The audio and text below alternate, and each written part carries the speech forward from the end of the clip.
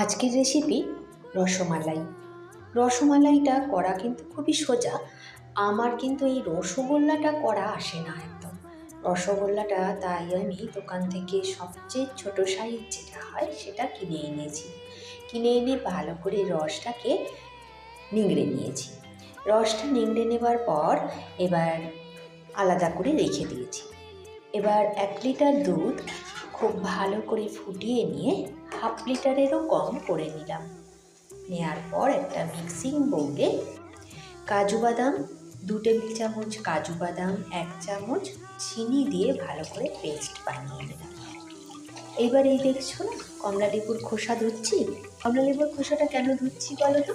যে সাদা অংশটা নখ দিয়ে কুটে কুটে ভালো করে জলে ধুয়ে নিলাম, কারণ হচ্ছে যে একটু তেতো লাগে তাই।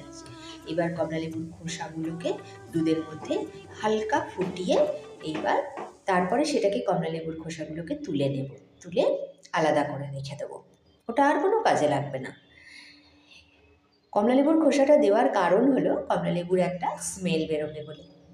তোমরা এই চাইলে কমলা লেবুর খোসার বদলে ছোটো এলাচও ব্যবহার করতে পারো।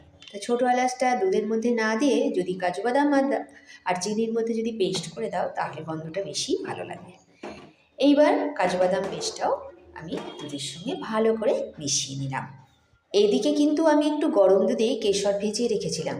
দেখছো না কি সুন্দর কালার এসেছে বলো তো। তারপরে রসগোল্লাগুলো মিশিয়েও কিছুক্ষণ ফুটিয়ে নিয়ে এই কেশরটাকে ভেজানো কেশরটাকে মিশিয়ে দিলাম। দিয়ে এইবার একটা আলাদা করে পাত্রে রেখে দিলাম। রেখে একটু গার্নিশ করব। তার জন্য একটু কাজু বাদাম কুচি দিলাম। পেস্তা যদি কুচে থাকে তাহলে পেস্তাও একটু তোমরা দিতে পারো। আমি একটু কাজু বাদামই শুধু দিলাম। এইবার একটুখানি খাওয়ার জন্য একটু ভেঙে নিলাম, নিয়ে একটু গার্নিশ করে তারপরে একটুখানি খাওয়ার জন্য রেডি হলাম। চামচে করে একটু তুলে নিয়ে একটু খেয়ে দেখলাম টেস্ট হয়েছে কেমন খেতে। দারুণ খেতে লাগলো কিন্তু। এইভাবে একবার বানিয়ে দেখতে পারো।